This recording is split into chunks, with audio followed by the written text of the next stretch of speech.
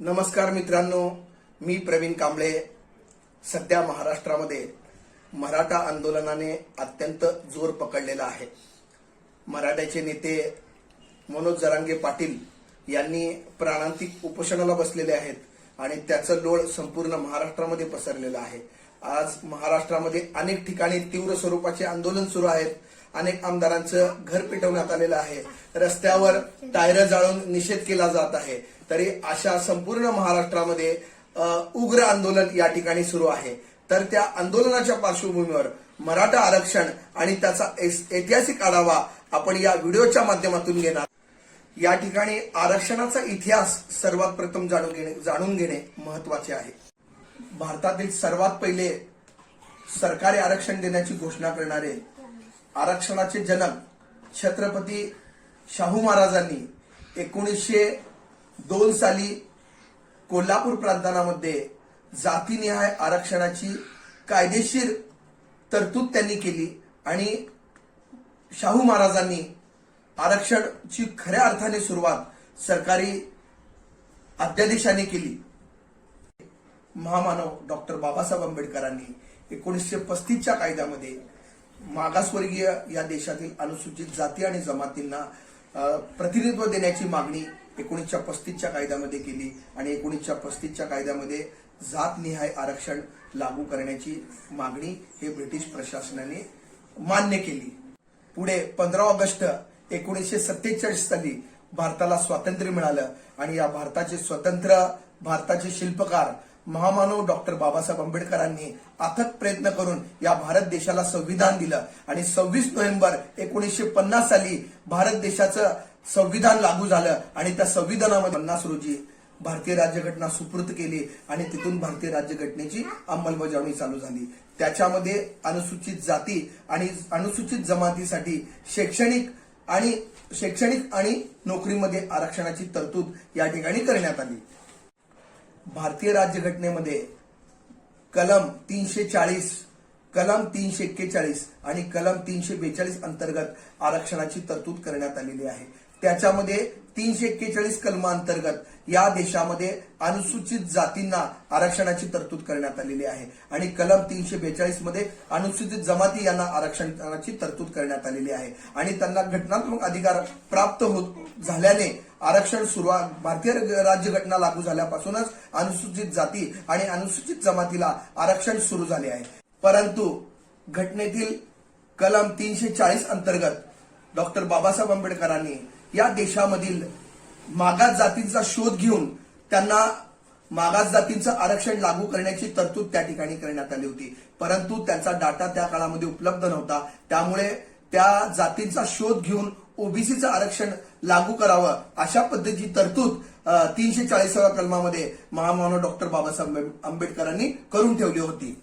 केंद्र सरकारने या 340 कलमाच्या अनुषंगाने मागास आयोगाची स्थापना केली। या भारत देशामध्ये सर्वात प्रथम 1953 साली काका कालेलकर आयोगाच्या नावाने आयोग स्थापन झाला। त्या काका कालेलकर आयोगाने या देशातील अनेक जातींचा संख्यात्मक डाटा गोळा केला आणि तिथून ते अहवाल केंद्र सरकारने अनुसूचित जाती आणि अनुसूचित जमातीसाठी लागू केला, परंतु ओबीसीचा डाटा त्यांनी लागू केला नाही। म्हणून पुढे जाऊन काका कालेलकरांच्या अहवालानुसार अनुसूचित जाती आणि अनुसूचित जमातीला आरक्षणाचा मार्ग मोकळा झाला, परंतु ओबीसी लोकांची जी टक्केवारी आहे ते पूर्ण त्या ठिकाणी मान्य झाली नाही, त्यामुळे ओबीसी आरक्षण लागू झालं नाही। पुढे जाऊन 1978 साली मंडल नावाचा आयोग आला आणि त्या मंडल आयोगाने या देशातील मागास जातींची आकडेवारी गोळा केली आणि तो अहवाल सुद्धा त्या काळामध्ये केंद्र सरकारने स्वीकारला नाही। पुढे बहुजनाच्या आरक्षणाची मागणी जोर धरू लागली आणि त्याच अनुषंगाने या केंद्र सरकारमध्ये काँग्रेसचं सरकार गेलं आणि व्हीपी सिंगचं सरकार आलं आणि व्हीपी सिंगच्या सरकारने या देशामध्ये ओबीसीचं आरक्षण लागू केलं आणि ओबीसींना घटनेच्या 340 कलमांतर्गत या मागास जातींचा शोध व्हीपी मंडल आयोगाने घेतला आणि तो लागू करण्याचं काम व्हीपी सिंग सरकारने केलं आणि ओबीसींना 1990 साली या देशामध्ये ओबीसी आरक्षण मिळालं। त्याची टक्केवारी ही 27% निश्चित करण्यात आली आणि 1991 सालापासून या देशामध्ये 27% ओबीसीचं आरक्षण मान्य झालं। 1990 साली बीपी मंडल आयोग बीपी सिंग सरकारने स्वीकारले आणि ओबीसीला आरक्षण मिळालं. परंतु त्या ओबीसी आरक्षणामध्येच मराठा या जातीचा समावेश करण्यात आलेला नाही आणि संपूर्ण वादाचा विषय आज मराठा आरक्षणाच्या अनुषंगाने वादाचा विषय म्हणून त्या ओबीसी आरक्षणाचीच मागणी या ठिकाणी पुढे आली. त्या या आंदोलनामध्ये एकच मागणीने जोर धरला आहे की सरसकट मराठ्यांना ओबीसी मध्ये कुणबी प्रमाणपत्र देण्यात यावे, जेणेकरून त्या मराठा जातीचा समावेश ओबीसी मध्ये होईल अशा पद्धतीची मागणी या ठिकाणी पुढे आलेली आहे आणि त्याला मोठ्या प्रमाणात विरोध होत आहे, कारण ओबीसी समुदाय त्याला विरोध केलेला आहे. महाराष्ट्रामध्ये सर्वात प्रथम मराठ्यांना आरक्षण मिळावं यासाठी महाराष्ट्राचे तत्कालीन मुख्यमंत्री पृथ्वीराज चव्हाण यांनी सन 2012 मध्ये राणे समितीची स्थापना केली आणि महाराष्ट्र सरकारने 2013 साली नारायण राणे समितीचा अहवाल स्वीकारला आणि त्या अहवालानुसार ईएसबीसी प्रवर्गामध्ये आरक्षण लागू झालं. ईएसबीसी प्रवर्ग म्हणजे इकॉनॉमिकल सोशल बॅकवर्ड क्लास या नावाने 16% आरक्षण महाराष्ट्र सरकारने मराठ्यांना लागू केलं आणि पुढं महाराष्ट्रामध्ये आरक्षण लागू झालं. शैक्षणिक संस्थांमध्ये आणि नोकरीमध्ये 16% आरक्षण नारायण समितीच्या अहवालानुसार राज्य सरकारने लागू केलं. पुढे न्यायालयात उच्च न्यायालयामध्ये त्याला आव्हान देण्यात आलं, परंतु नारायण राणे समितीचा अहवाल उच्च न्यायालयामध्ये टिकला नाही आणि तो रद्द ठरवला आणि मराठ्याचं आरक्षण गैर लागू झालं. 2014 मध्ये राज्यामध्ये सत्तांतर झालं. मुख्यमंत्रीपदी देवेंद्र फडणवीस सरकार या ठिकाणी सत्तेमध्ये आलं. 2016 साली पुन्हा महाराष्ट्रामध्ये आरक्षणाच्या मागणीने जोर धरला. संपूर्ण महाराष्ट्रामध्ये मराठा मूक मोर्चा निघाला. एक मराठा लाख मराठा म्हणून मराठा समाजाने ऐतिहासिक मोर्चे काढले, मूक मोर्चे काढले. अनेक जिल्ह्यामध्ये असे मोर्चे निघाले. टोटल 57 मोर्चे या ठिकाणी निघाले आणि त्या मोर्चाची व्याप्ती पाहता मुख्यमंत्री देवेंद्र फडणवीस यांनी आरक्षण देण्यासाठी डी गायकवाडांची समिती स्थापन केली. 2017 साली मिळालेल्या मराठा आरक्षणाला न्यायालयात आव्हान देण्यात आलं आणि न्यायालयाने त्यावेळेस मात्र न्यायालयाने ऐतिहासिक निर्णय दिला आणि गायकवाड समितीच्या ज्या शिफारसी आहे त्या वैध ठरवल्या. त्यामुळे मराठ्यांना आरक्षणाचा मार्ग मोकळा झाला. पुढे 2021 साली निर्णयाला सर्वोच्च न्यायालय या ठिकाणी आव्हान देण्यात आले. जयश्री पाटील या वकिलाने याचिका दाखल केली आणि त्याचा निकाल 2021 साली आला आणि त्यांनी महाराष्ट्रात लागू केलेलं मराठा आरक्षण रद्दबातल ठरवलं, अवैध ठरवलं.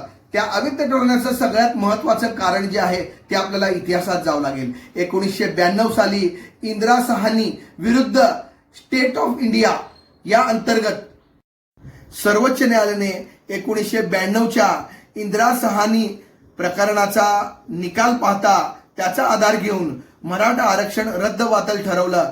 त्यामुळे मराठा आरक्षण जे मिळालं होतं ते पुन्हा सर्वोच्च न्यायालयाने रद्दबातल केलं आणि पुढे आज जे महाराष्ट्रामध्ये आंदोलन पेटलेलं आहे ते ह्याच आरक्षणाच्या अनुषंगाने आहे. कारण जे मराठा समाजाला जे आरक्षण मिळालं होतं ते सर्वोच्च न्यायालयाने फेटाळलं. तोंडात आलेला मराठ्यांचा घास निघून गेला. त्यामुळे हे आंदोलन आणि हे अजून प्रश्न तीव्र होत चाललेला आहे. तर त्या संदर्भात आपण आता सविस्तर माहिती जाणून घेऊया. महाराष्ट्रामधील मराठा समुदायाने घटना हे न्यायालयामध्ये आरक्षण टिकलं पाहिजे या मागणीसाठी ओबीसी प्रवर्गामध्ये सरसकट मराठ्यांना आरक्षण द्यावं अशा पद्धतीची मागणी केलेली आहे. परंतु महाराष्ट्रात जर आरक्षणाची टक्केवारी जर आपण पाहिली तर ती आज 7% वर गेलेली आहे. आज महाराष्ट्रामध्ये अनुसूचित जातीसाठी 13% आरक्षण, एसटी साठी 8% आरक्षण आणि ओबीसी समुदायासाठी 27% आरक्षण आणि नुकतंच केंद्र सरकारने ईडब्ल्यूएस प्रवर्गातून मिळालेले जनरल कॅटेगरीच्या आर्थिकदृष्ट्या दुर्बल घटकातील लोकांना दिलेले 10% आरक्षण असं करूनच महाराष्ट्रामध्ये आरक्षणाची टक्केवारी ही 50%च्या पुढे गेलेली असताना मराठा आरक्षण परत त्या ठिकाणी येतं आणि 50%ची मर्यादा जर आरक्षण उल्लंघन झालं तर ते पुन्हा न्यायालयामध्ये रद्दबातलच ठरेल. म्हणून या व्हिडिओच्या माध्यमातून मी या सकल मराठा समाजाच्या अनेक संघटना आणि अनेक नेत्यांना सांगू इच्छितो की जर आपल्याला घटनात्मक आरक्षण जर टिकवायचं असेल तर मुळामध्ये आपल्याला 2021 साली जो निकाल दिलेला आहे आणि 1992 सालातली जी इंदिरा साहनीचं जे प्रकरण आहे त्या संदर्भात आपल्याला या ठिकाणी पुनर्विचार करण्याची गरज आहे. कारण इंदिरा साहनी प्रकरणामध्ये 50% ची मर्यादा का घालून दिली हा संशोधनाचा विषय आहे. त्या संदर्भात न्यायालयाने सविस्तर आखणी केलेली नाही आहे. वास्तविक पाहता या देशामध्ये बहुजनाची संख्या जी आहे ती 85%च्या घरात आहे आणि त्यांना मूळ आरक्षण मिळतं 50%. तर त्या 85% लोकांना आरक्षण मिळण्यासाठी या 50%ची जी मर्यादा आहे ती वाढवणं या ठिकाणी गरजेचं आहे. आता आपण महाराष्ट्रासहित इतर राज्याचा आरक्षणाचा विषय घेऊया. तमिळनाडूमध्ये आज जे आरक्षण मिळतं ते 69% मिळतं आणि ते 69% न्यायालयामध्ये का टिकलेलं आहे तर या संदर्भात हा विषय अत्यंत महत्वाचा आहे. कारण केंद्र सरकारने 102वी घटना दुरुस्ती केलेली आहे.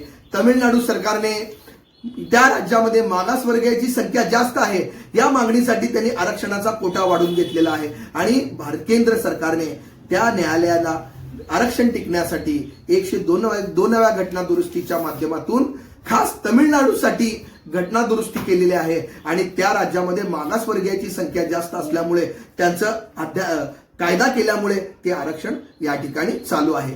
त्याच परिस्थिती आपल्याला महाराष्ट्रामध्ये या ठिकाणी करावं लागेल. म्हणून सर्वात प्रथम आज केंद्र सरकारने 50%ची मर्यादा रद्द करणं या ठिकाणी गरजेचं आहे. तरच मराठा समाजाला न्यायालयामध्ये टिकणारं आरक्षण मिळेल. कारण माझं स्वतःचं मत असं आहे की ज्या लोकांची जेवढी भागीदारी आहे, जेवढी संख्याची आहे, जेवढी त्यांची लोकसंख्या आहे ते लोकसंख्येच्या त्यांना भागीदारी मिळाली पाहिजे.